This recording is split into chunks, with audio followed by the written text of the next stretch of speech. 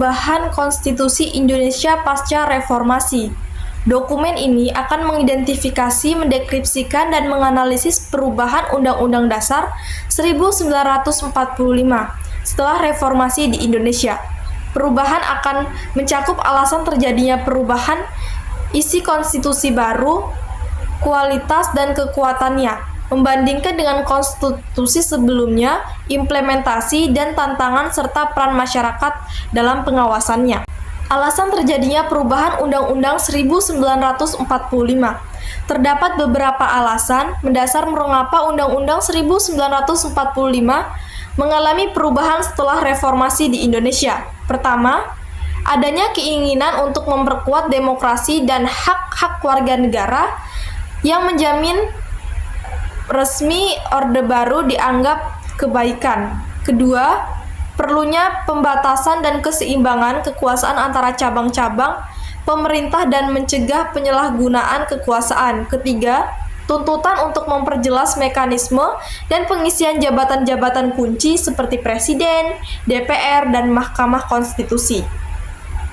Selain itu, perubahan Undang-Undang 1945 didorong oleh keinginan untuk memperkuat sistem cash and back, memperjelas pembagian kewargaan antara pemerintah dan pusat daerah, serta konstitusi tuntutan otonomi daerah yang semakin kuat pasca runtuhnya Orde Baru.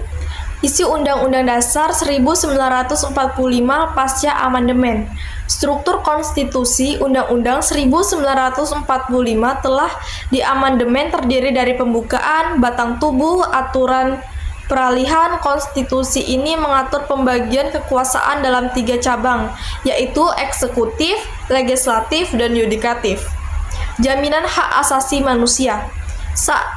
Salah satu perubahan penting adalah penguatan jaminan dan perlindungan terhadap hak asasi manusia seperti hak sipil, politik, ekonomi, sosial, dan budaya.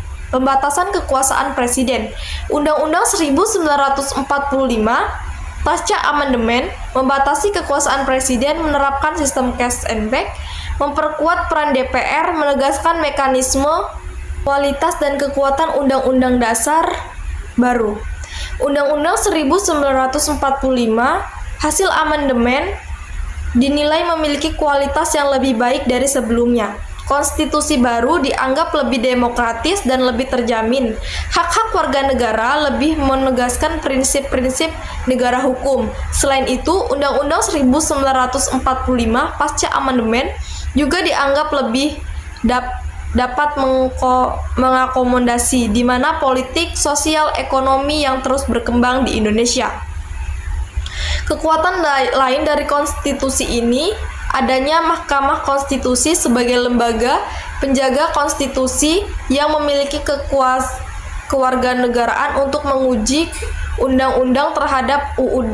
Hal ini semakin memperkuat hukum dan sistem cashback dalam tata kelola negara. Perbandingan dengan konstitusi sebelum reformasi. Undang-Undang 1945 pra-reformasi. Sebelum amandemen, Undang-Undang 1945 memiliki kekuasaan presiden yang sangat besar dominan, sistem cashback yang lemah, serta perlindungan hak asasi manusia yang minim. Selain itu, mekanisme pengisian jabatan-jabatan penting negara seperti Presiden, DPR, dan Mahkamah Agung juga cenderung tidak transparan dan demokratis. Undang-Undang 1945 pasca reformasi.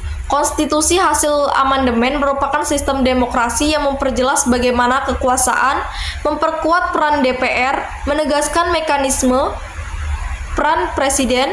Selain itu, Undang-Undang 1945 pasca amandemen juga memperluas jaminan perlindungan terhadap hak-hak warga negara serta memperkuat lembaga konstitusi seperti Mahkamah Konstitusi. Implementasi dan tantangan penerapan undang-undang baru. Implementasi awal pasca amandemen.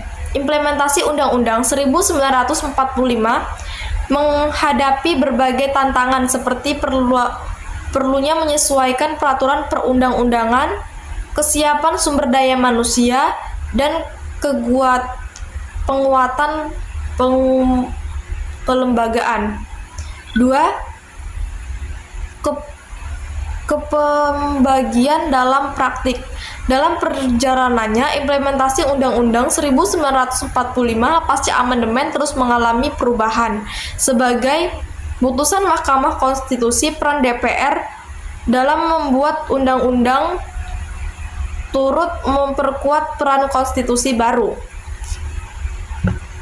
3. Tantangan ke depan. Di masa depan, tantangan utama adalah menjaga konsentrasi penerapan Undang-Undang 1945 telah diamandemen, terutama dalam menghadapi berbagai kepentingan politik dalam mempengaruhi implementasinya. Penawaran masyarakat dalam pengawasan konstitusi. Pendidikan konstitusi masyarakat memiliki peran penting dalam memahami dan mengawal konstitusi baru melalui upaya-upaya pendidikan dan sosial melalui Undang-Undang 1945 pasca amandemen. Partisipasi politik. Keterlibatan masyarakat dalam proses politik memiliki peran umum dan pengawasan terhadap kinerja lembaga negara untuk kepentingan dan memastikan implementasi konstitusi yang demokratis. Advokasi hukum. Masyarakat dalam berperan aktif dalam mengawal konstitusi melalui upaya-upaya advokasi hukum seperti menunjukkan uji materi ke Mahkamah Konstitusi, melaporkan pelanggaran konstitusi. Kesimpulan dan rekomendasi ke depan. Perubahan Undang-Undang 1945 pasca reformasi di Indonesia telah membawa perubahan yang signifikan dalam tata kelola negara. Konstitusi merupakan dianggap lebih demokratis, terjamin hak-hak warga negara, dan memperkuat sistem cashback, namun implementasi menguatkan konstitusi baru yang masih menghadapi berbagai tantangan yang perlu dihadapi secara bersama-sama oleh pemerintah dan masyarakat.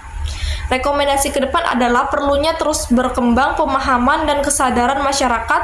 Konstitusi meningkatkan kapasitas lembaga-lembaga negara dalam mengajukan Undang-Undang 1945 setelah menjaga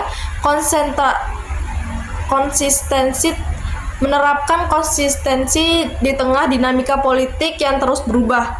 Hanya dengan upaya bersama ini, konstitusi Indonesia dapat benar-benar diwujudkan dengan cita-cita dan kesejahteraan bagi seluruh rakyat.